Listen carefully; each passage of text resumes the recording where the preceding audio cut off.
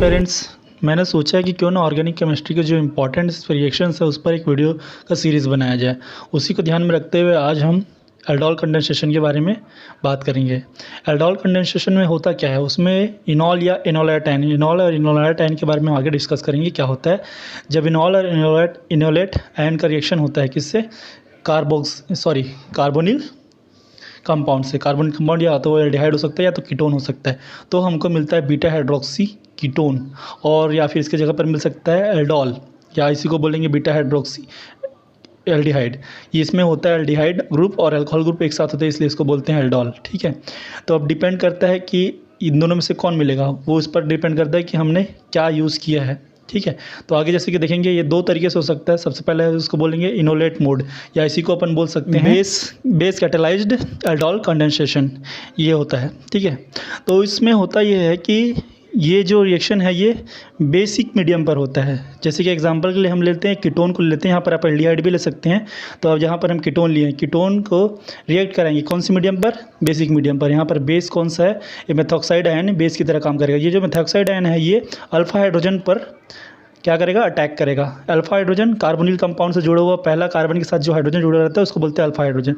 तो ये जब अटैक करेगा मेथॉक्साइड आयन अल्फा हाइड्रोजन पर, तो वहाँ पर ये जो डबल बॉन्ड है वो साइड में आ जाएगा और इस तरह से एक नया प्रोडक्ट बनेगा। इसी को बोलते हैं इनोलेट एनायन।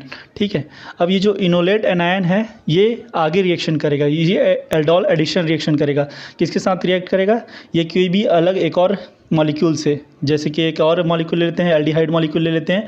एल्डिहाइड मॉलिक्यूल से किस तरह से रिएक्ट करेगा ये देखते हैं। तो यहाँ पर ये जो एल्डिहाइड मॉलिक्यूल है, एल्डिहाइड मॉलिक्यूल का जो कार्बोनिल ऑक्सीजन होता है वो ऑक्सीजन बहुत ज़्यादा इलेक्ट्रोनेगेटिव होता है। तो वहाँ पर क्या होगा, ये जो कार्बन जुड़ा है उसमें पॉजिटिव चार्ज आएगा, और ये दोनों जो है इनोलेट आयन और ये एल्डिहाइड मॉलिक्यूल ये आपस में जुड़कर एक कुछ इस तरह से कंपाउंड बनाएंगे।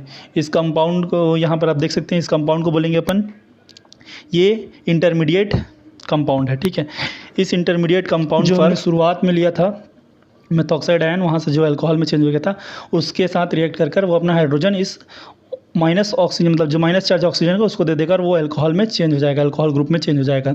ठीक है, तो ये जो नया प्रोडक्ट बनेगा इसी को बोलेंगे हम बीटा हाइड्रोक्सी कीटोन, क्योंकि ये इसमें कीटोन ग्रुप भी है और एक हाइड्रोक्सी ग्रुप है। जो मतलब जो अल्कोहल ग्रुप है वो बीटा पोजीशन पर जुड़ा है, इसलिए इसको बोलते हैं बीटा हाइड्रोक्सी कीटोन। अपन यहाँ पे ध्यान से देखेंगे कि जो बीटा ग्रुप पे जुड़ा है इस कारण।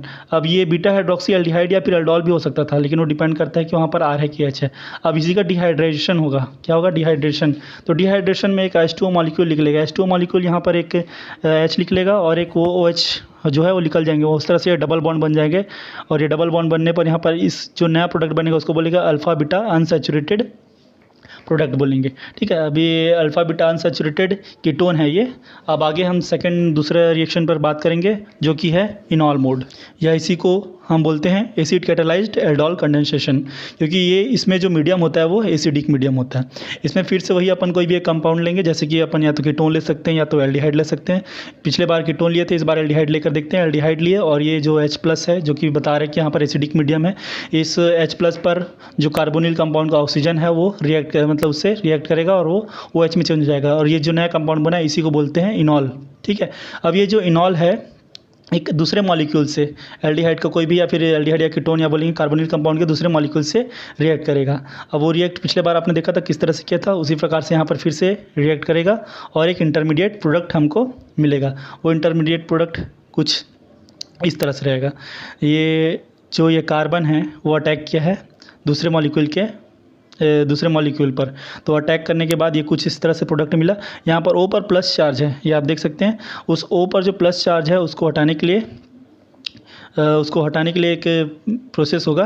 वहाँ पर क्या होगा, ये हाइड्रोजन अपना इलेक्ट्रॉन देकर वहाँ से निकल जाएगा और ये यहाँ पर O जो है न्यूट्रल हो जाएगा। तो इस तरह से जो -H+ निकला है, क्योंकि एसिडिक मीडियम है तो H+ आसानी से निकल जाएगा। तो ये H+ जो निकला है इस कारण जो नया कंपाउंड बना इसी को बोलेंगे हम लोग अल्फा बीटा हाइड्रोक्सी एल्डिहाइड, इसी को बोलेंगे एल्डोहल। अब इसको एल्डोहल इसलिए बोलेंगे क्योंकि यहाँ पर जो जुड़ा है वो एल्किल ग्रुप ना होकर एक हाइड्रोजन जुड़ा है, या फिर बोलेंगे इसमें एल्डिहाइड ग्रुप है और एक हाइड्रोक्सी ग्रुप है, इस कारण इसको बोलते हैं एल्डोहल। ठीक है, अब इसमें एल्डोहल में होगा हमारा सामने का रिएक्शन। वहाँ पिछले बार में हम देखे थे कि उसको बीटा हाइड्रोक्सी कीटोन बोले थे, इसको एल्डोल बोले थे। उसके पीछे का रीज़न आप साफ साफ समझ सकते हैं। यहाँ पर हाइड्रोजन है, वहाँ पर एल्किल ग्रुप था। अब इसका डिहाइड्रेशन करेंगे। डिहाइड्रेशन करने के लिए हमको क्या करना पड़ेगा, वहाँ से OH निकलेगा और इस कार्बन से एक H निकल जाएगा, और निकलने के बाद यहाँ पर जो H2O मॉलिक्यूल बाहर हो जाएगा और ये कंपाउंड कुछ इस तरह से बनेगा, और ये कहलाएगा हमारा alpha beta unsaturated. Alpha beta इसलिए क्योंकि अल्फ़ा और बीटा पोजीशन पर क्या है, एक डबल बॉन्ड है, इसलिए इसको unsaturated, alpha beta unsaturated compound कहेंगे। या फिर इसको एल्डिहाइड है तो इसको अल्फ़ा बीटा अनसैचुरेटेड एल्डिहाइड बोलेंगे। तो होप फ्रेंड्स आप लोग को ये वीडियो पसंद आया होगा। तो पसंद आया हो तो लाइक कीजिए, और नहीं पसंद आया हो तो डिसलाइक कीजिए, लेकिन लाइक या डिसलाइक ज़रूर कीजिए।